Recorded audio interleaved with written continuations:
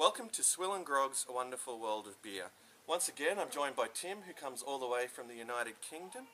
And this time around, we're going to be reviewing Weihenstephaner Hefeweißbier Dunkel, 5.3% alcohol by volume, brewed and bottled by the Weihenstephan Brewery in Germany.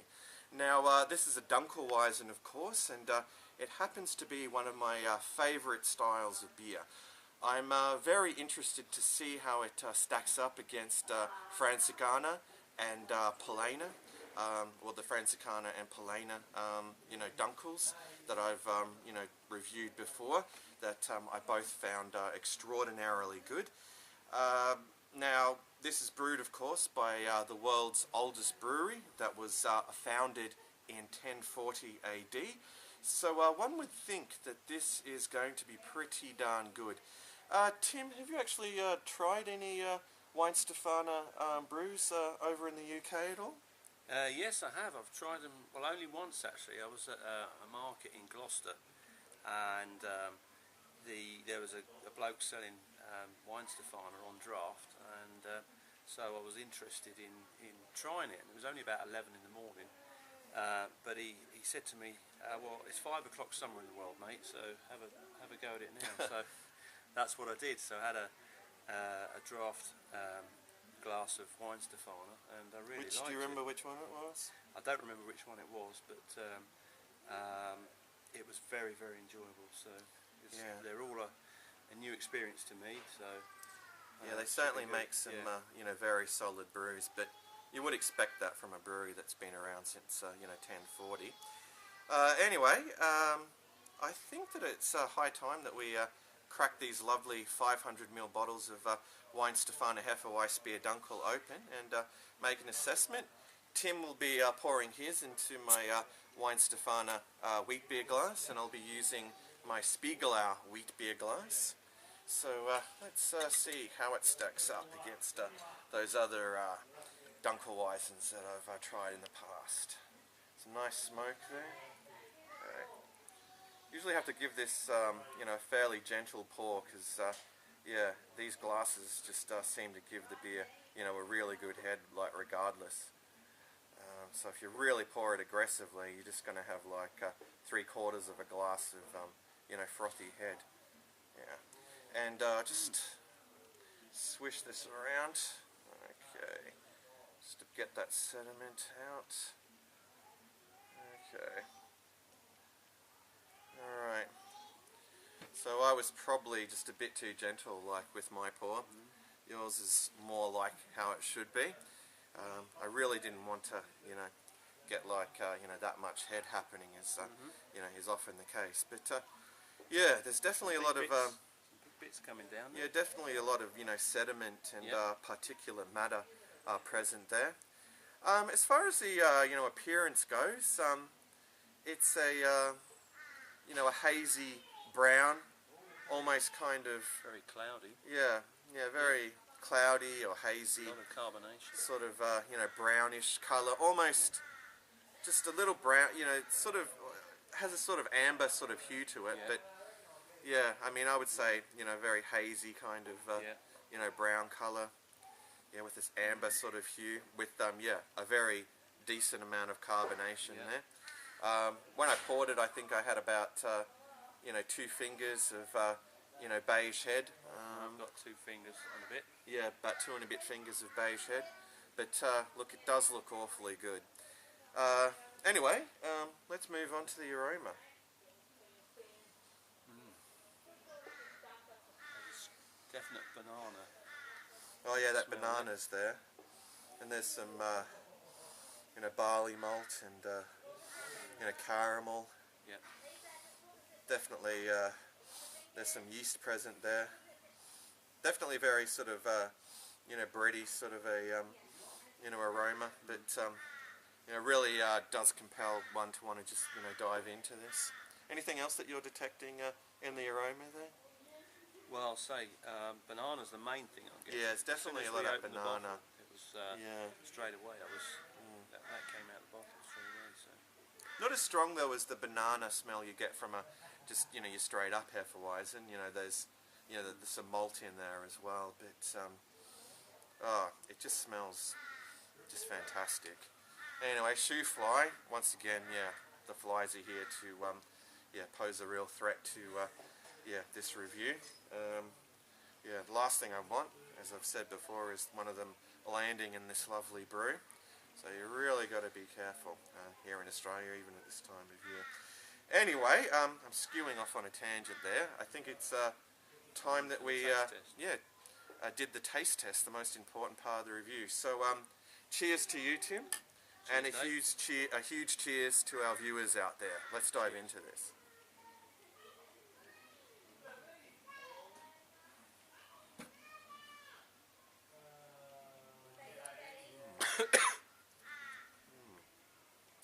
All right, well, you know, the taste really does follow the nose.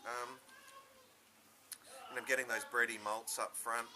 You know, that banana taste is coming through, but there's also another sort of, you know, fruity sort of taste present. I mean, I'm actually like picking up a bit of a citrusy sort of, you know, taste there. Actually, I can definitely taste citrus there. I mean, it's got quite a drying finish too.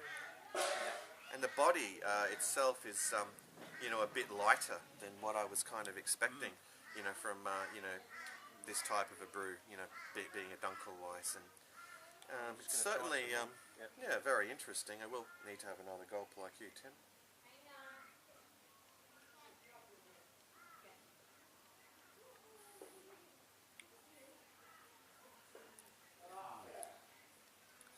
Yeah, definitely picking up a real strong sort of presence of, like, you know, lemon.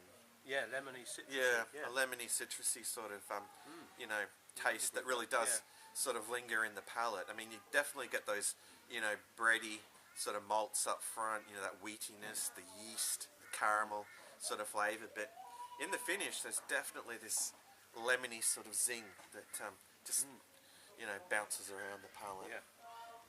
I got to say, actually, I quite like it. It's a bit of a a departure from the typical sort of taste profile of a, you know, a Dunkelweizen, but I think they've, you know, created something really quite good here. Yeah, I do. And it obviously wasn't the one I had in Gloucester, because it's a very different experience to that. So that was more of a pale. I think you may have had just their Hefeweizen, actually, from what you were describing, you know, the colour as being. So, yeah, but I'm enjoying this. It's very good. Let's try one more slow. Okay.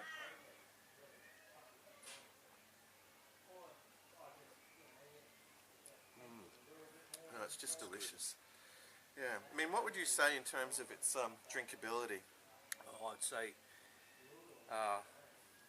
it's very sessionable. I could definitely drink a few of those. Yeah, it's very drinkable. It's very sessionable, without a doubt. I mean, it's, you know, 5.3% ABV, so, you know, it's certainly something that, you know, you could session.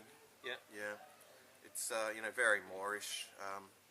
I could, probably easily have like about 7 or 8 bottles of this and, you know, really enjoy it immensely. Yeah. Unfortunately, we haven't got 7 or 8 bottles still. Unfortunately, yes, we only have these. Lovely afternoon, it would be nice. Yeah, we only got these 2 bottles to review, but we do have a carton of Hoegaarden in the fridge that we'll be enjoying later. Yeah. And sadly, I've already reviewed that, and yeah. I'm not quite at a stage where I want to revisit that one, but perhaps sometime in the future. But anyway, back to the Weihenstephaner Hefeweizen Dunkel. Yeah, look, I'm really impressed with it, and yeah, that carbonation is really something with this one. Yeah, I'm still seeing all those, you know, lovely bubbles streaming to the top with this. So this is one to enjoy. This is hope it lasts. Yeah, no, this is a real taste sensation. Yeah, it's very good. It's holding that head pretty well too. It is. Very decent head retention there. Yeah. Anyway, I think it's time we wrap this up and have our final gulp and, you know, give it a score out of 10, I think. Okay.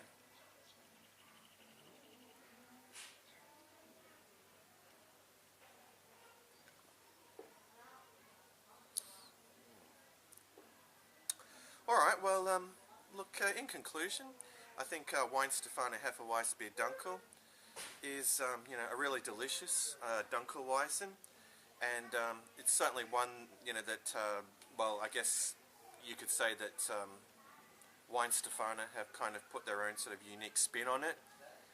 It's quite different from the Franziskaner or the Polana, if you've actually tried those, but it's still like very enjoyable, and it's certainly one that I'd be happy to recommend to you all if you can get your hands on it, of course. What would your final thoughts be, Tim? Definitely recommend it to anybody. It's very enjoyable. As I say, I'm not very experienced with this particular brand, but I'll definitely be drinking it again.